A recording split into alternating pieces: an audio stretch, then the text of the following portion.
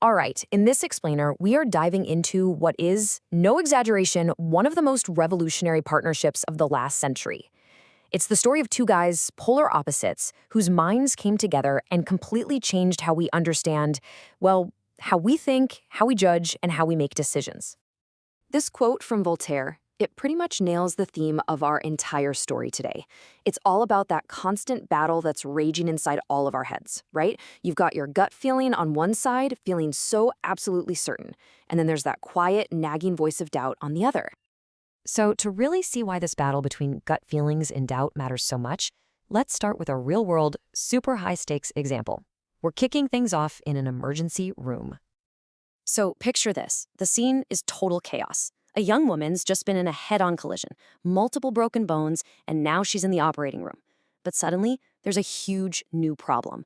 Her heart is beating completely erratically, and nobody has a clue why. Now the patient, she's just alert enough to tell the doctors she has a history of an overactive thyroid. And boom, instantly, a story just clicks into place for the whole medical team. I mean, an overactive thyroid is a classic cause of an irregular heartbeat. It just seems to explain everything perfectly. Their gut is screaming, "We've got it."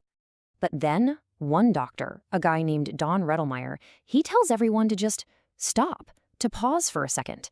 And he points out something that is absolutely crucial. He says, yeah, hyperthyroidism is a classic cause, but statistically, it's actually a pretty infrequent one. And with that, he injects this single powerful moment of doubt into a room that was just overflowing with certainty. So, pushed by that little bit of doubt, the team starts looking for other, more likely causes. And that is when they find it, the real culprit, a collapsed lung that was missed on the first X-ray. They treat the lung, her heartbeat goes back to normal, and her life is saved. The gut feeling was dead wrong. What that doctor recognized was a classic mental trap, something psychologists now call the representativeness heuristic. Basically, our brain sees a situation that looks like a story we already know, and we just leap to that conclusion, completely ignoring the actual odds. So, what are these weird mental shortcuts, and who were the brilliant minds that figured them out? Well, to understand these glitches in our thinking, we've got to meet the two brilliant and brilliantly different minds who first put them on the map.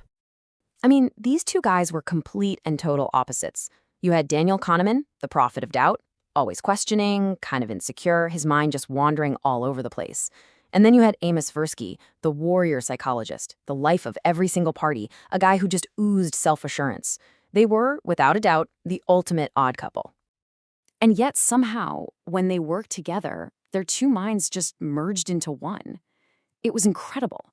Danny would come up with this whirlwind of chaotic, brilliant ideas, and then Amos would just attack them with this ruthless, laser-like logic, chiseling away until what was left was perfect.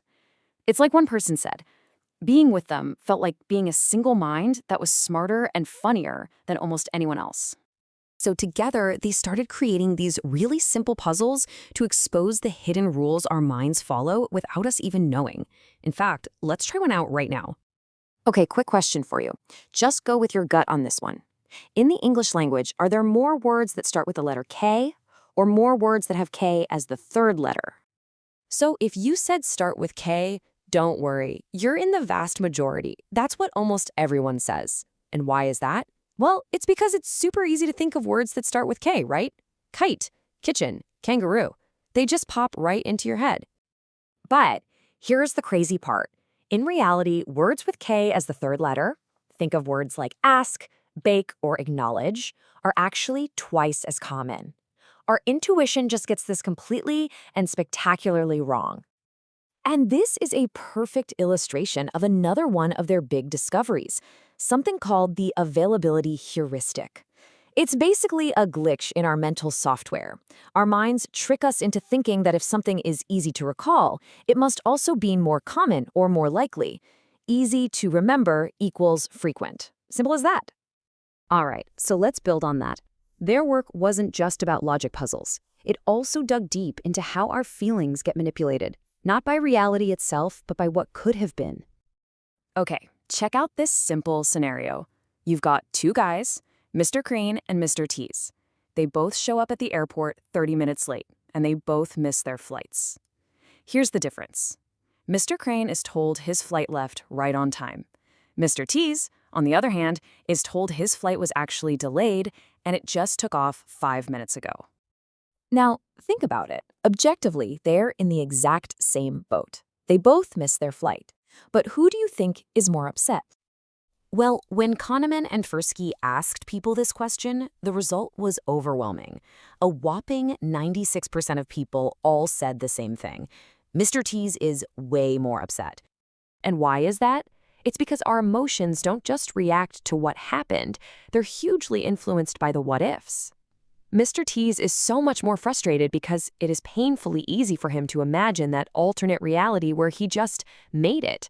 If only the line had been shorter, if only he'd caught that green light. His frustration is literally fed by how close he was to a better outcome. The thing is, these weren't just clever academic puzzles. The discoveries that Kahneman and Tversky made have had this just seismic impact on the real world. Their work has completely reshaped so many different fields. You see it in medicine, where it helps doctors like Redelmeier avoid making those deadly gut-feeling mistakes. You see it in pro sports, where it's totally changed how teams pick players. They look past intuition and focus on the data.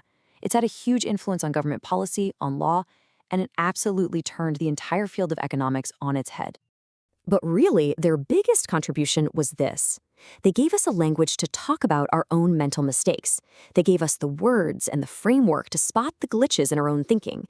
And just by giving these biases a name, they gave us the power to start noticing them and maybe, just maybe, start correcting them.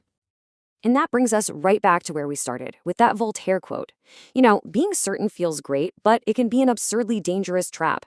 Kahneman and Tversky's entire life's work was basically a monument to the power of being productively doubtful. So it really leaves us with a question to chew on, right? When was the last time you should have doubted your gut?